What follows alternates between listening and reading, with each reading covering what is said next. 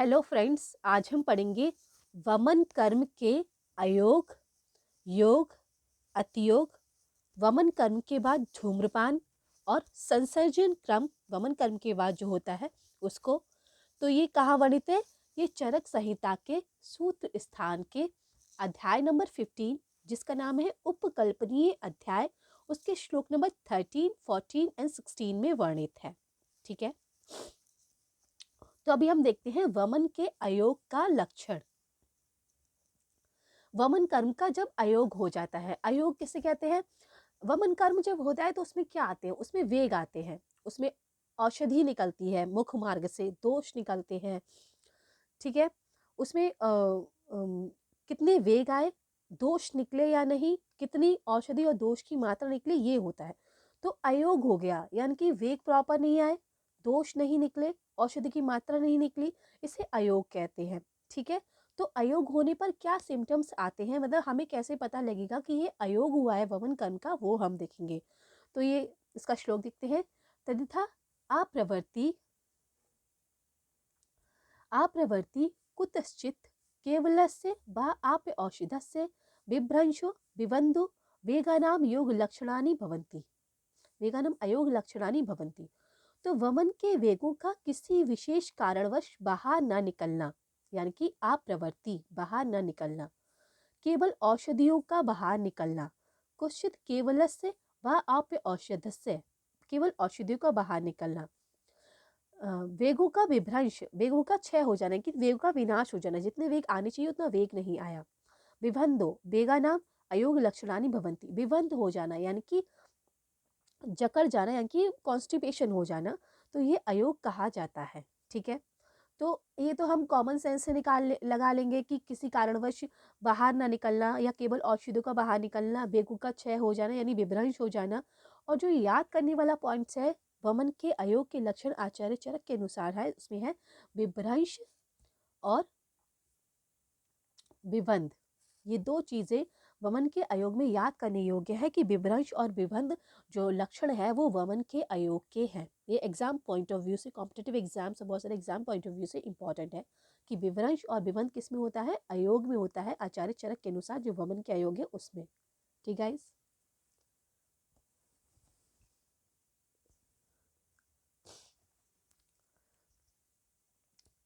अब हम पढ़ेंगे वमन के योग के लक्षण। वमन के योग यानी कि योग मतलब सम्यक लक्षण, मतलब वमन प्रॉपर तरीके से हुआ है, जो वमन में वेग आना चाहिए वो भी प्रॉपर आए हैं, दोष भी प्रॉपर निकले हैं, औषधि भी प्रॉपर निकली है, अमाउंट भी प्रॉपर है जो दोष और औषधि का बाहर निकलने का। और तो क्या ऐसे सिम्टम्स होंगे जब हम कहेंगे वमन का सम्यक योग हुआ है, मतलब जैसा एक को होना चाहिए प्रॉपर वे में वैसा हुआ हुआ है। तो काले प्रवृत्ति न अति महति व्यथा यथा क्रमम दोष हरणम स्वम च अवस्थान मिति योग लक्षणानि भवन्ति योगेन तु दोषा प्रमाण विशेष। ठीक है, तो इसकी हिंदी देख लेते हैं।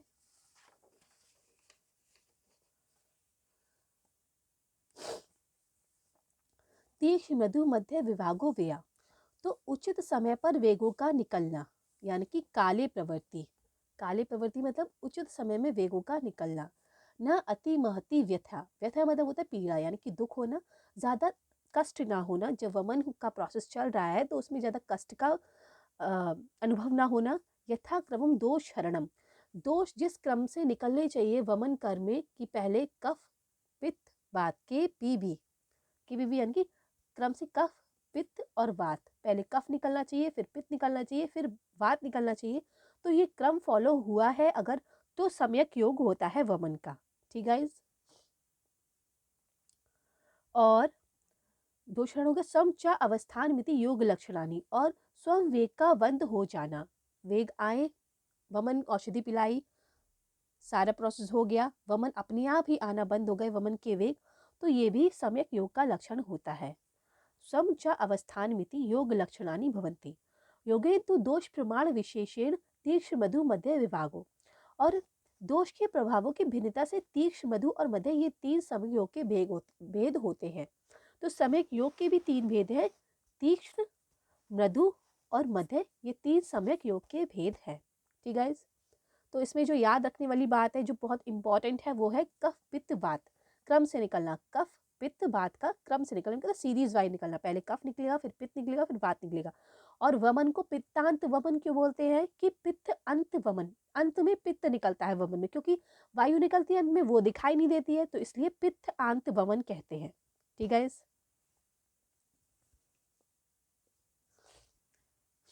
तो यहाँ पे यही बात इंपॉर्टेंट है याद रखने के लिए, कफ पित्त वायु का क्रम से निकलना और स्वयंवेग का बंद हो जाना, और जो समय की हो गया उसमें तीक्ष्ण, मृदु और मध्य ये दोष की प्रभाव से भिन्नताएं होती हैं। ठीक है। अब हम पढ़ेंगे वमन के अतियोग के लक्षण। ऐसे ही रख लेते हैं इसको, ऐसे सही हो रहा है। वमन के अतियोग के लक्षण मतलब बहुत ज़्यादा ही वमन कर्म हो गया तो उसके क्या सिम्टम्स होंगे, मतलब हम कैसे पहचानेंगे बहुत ज़्यादा वमन कर्म हो गया है। तो बहुत ज़्यादा वमन कर्म अगर हम अपनी कॉमन सेंस से पता लगाएं तो क्या होगा कि वेग बहुत ज़्यादा आ गए, औषध मात्रा दोष बहुत ज़्यादा निकल गई। ठीक है। और वेग आना बंद ही नहीं हो रहे हैं, तो ये वेग के अतियोग के ये हुआ होगा, तभी अतियोग हुआ है। अब देखते हैं आचार्य चरक क्या बोलते हैं। योगादि अधिक्येन तु फेनिल रक्त चंद्र को कोपम उपगमन अतियोग लक्षणानि भवन्ति। तो वमन के अधिक हो जाने पर झागदार रक्त की चंद्रिकाएं निकलती हैं, ये अतियोग का लक्षण है। जैसे कि वमन कर्म होता जा रहा है, वेग आते जा रहे हैं, तो जो उदर में औषधि थी वो निकल गई, दोष निकल गए, अब क्या निकलेगा, अब धातु निकलेंगी, रस निकलेगा, रक्त निकलेगा। तो रक्त निकलेगा तो रक्त की चंद्रिकाएं दिख रही हैं, इसमें रक्त की चंद्रिकाएं निकलती हुई दिख रही हैं झागदार, तो इसे ही अतियोग का लक्षण माना है आचार्य चरक ने। ठीक है। तो झागदार रक्त की चंद्रिकाएं निकलती हैं, ये वमन के अधिक हो जाने पर ये लक्षण होता है। तो फेनिल रक्त चंद्रिको उपगमन इति अतियोगा लक्षणानि। तो रक्त की चंद्रिकाएं निकलती है, फेनल रक्त चंद्रिको उपगमन गोवनिमित्य अतियोग लक्षणानि। ये बहुत इंपॉर्टेंट है एग्जाम पॉइंट ऑफ व्यू से कि फेनल रक्त चंद्रिका उपगमन के किस वमन के किस योग में होता है, तो ये अतियोग में होता है। ठीक है। अब हम देखेंगे वमन कर्म के अतियोग तथा अयोग से उपद्रव। वमन कर्म में अगर अतियोग हो गया और अयोग हो गया तो उसके उपद्रव क्या होते हैं, कॉम्प्लिकेशंस क्या होती है। तो वमन कर्म में समयक योग होगा तो कोई कॉम्प्लिकेशंस की बात ही नहीं है, लेकिन अतियोग हुआ या अयोग हुआ तो उसमें क्या कॉम्प्लिकेशंस होती है वो हम देखेंगे।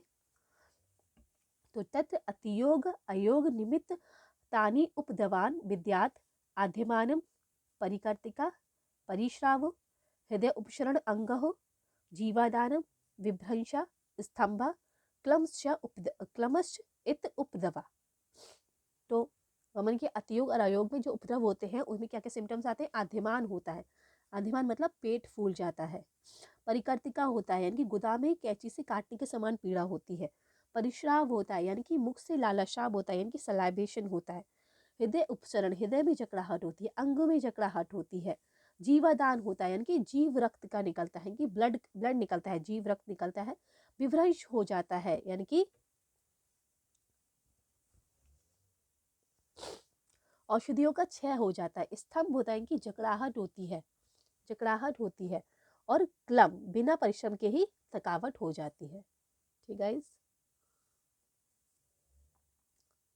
तो क्या क्या होता है, आद्यमान होती है उपद्रव में, परिकर्तिका होता है उपद्रव में, परिश्राव होता है उपद्रव में, हृदय उपसरण मतलब हृदय में जकड़ाहट होती है, अंगों में जकड़ाहट होती है, जीवादान होता है, विभ्रंश होता है, स्तंभ यानी कि जकड़ाहट होती है, क्लम बिना परिश्रम के थकावट हो जाती है।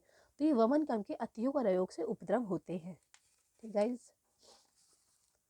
तो ये इसकी हिंदी है, इसको पढ़ लेते हैं।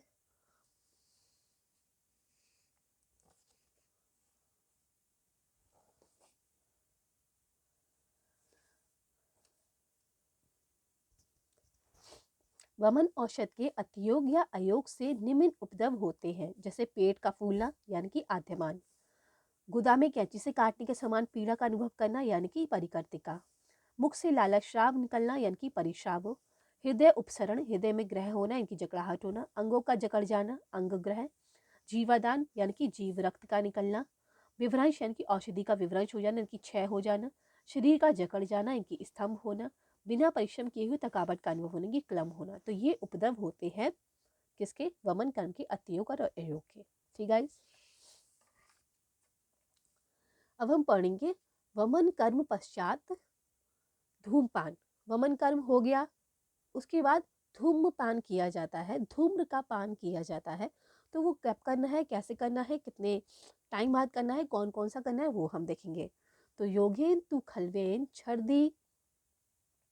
छर्दित वंतम भी समीक्षे सुप्रक्षलानि पाणिपादस्य मुहूर्तम आशिवस्य स्नेहिक वैरिचनिक उपशमनीय धूमानाम अन्यतम सामर्थ्यता पायित्वा उदको उपस्पर्शियेत। तो सम्यक रूप में वमन हो गया है ये देखकर योगेन तु खलवेन छर्दीवंतम समीक्ष्य, सम्यक योग हो गया है वमन का, ये समीक्षा करके यानी कि ये देखकर, इसका एनालाइज करके, सुप्रक्षालित पाणी पादस्य, पानी यानी कि हाथ और पैर को धोकर, मुहूर्त आश्वास से, एक मुहूर्त तक आश्वासन देकर, यानी कि वमन करने के बाद एक मुहूर्त तक हमें आश्वासन देना, कि आश्वासन देते हुए उसका उसका प्रोत्साहन करते हुए, उसका मनोबल बढ़ाते हुए, आश्वासन देते हुए, स्नेहिक वैरिचनिक उपशमनीय, स्नेहिक वैरिचनिक और उपशमनीय, इन धूमों में से कोई एक धूम का आवश्यकता के अनुसार पिलावे। तो जो स्नेहिक वैरिचनिक और उपशमनीय धूमों से जो फेवरेबल धूम हो उस टाइम, वो उसको पिलाना है। और बाद में पुनः हाथ जल से हाथ पैर को, मुख को धोना है।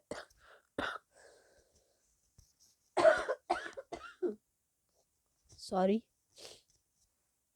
तो हाथ पैर से मुख को धोना है, ठीक है। तो एक मुहूर्त तक आश्वासन देने के बाद स्नेहिक वैरिचनिक और उपशमनीय दोनों, इन तीनों धूमों में से कोई एक धूम पिलानी है और पुनः जल से हाथ पैरों मुख को धोना है, ठीक है। तो ये थे वमन क्रम के पश्चात धूमपान। अब हम देखते हैं संसर्जन क्रम। वमन के बाद द्वादश काल का संसर्जन क्रम करना है। संसर्जन क्रम क्या होता है? पथ्य विधि का पालन। पथ्य विधि मतलब ऐसे अन्नपान का सेवन करना जो वमन क्रम के बाद पथ्य है, ऐसे आहार का, ऐसे विहार यानी कि एक्टिविटीज जो हमारी डेली एक्टिविटीज है उनका सेवन करना जो वमन क्रम के बाद पथ्य है। तो ये कितने दिन तक करना है? ये 12 दिन तक करना है, ठीक है। तो वमन क्रम के बाद द्वादश काल का संसर्जन क्रम पथ्य विधि का पालन करना है। द्वादश काल मतलब 12 दिन, 12 दिन तक संसर्जन क्रम का सेवन करना है। तो गाइज ये थे वमन क्रम का संसर्जन क्रम देखा हमने, वमन क्रम के बाद धूमपान देखा, उसके बाद वमन क्रम के बाद धूमपान देखा, उससे पहले वमन क्रम के अतियोग और अयोग से उपद्रव देखे, फिर वमन के अतियोग के लक्षण देखे, वमन के सम्यक योग के लक्षण देखे और वमन के अयोग के लक्षण देखे, ठीक है। तो ये थे आचार्य चरक के अनुसार, और ये कहाँ वर्णित थे? ये चरक संहिता के सूत्र स्थान के अध्याय नंबर 15 जिसका नाम है उपकल्पनीय अध्याय, उसके श्लोक नंबर 13, 14 और 16 में वर्णित है वमन क्रम के अयोग, योग, अतियोग, धूमपान, संसर्जन क्रम। Okay, thank you, have a nice day, जय हिंद, जय भारत।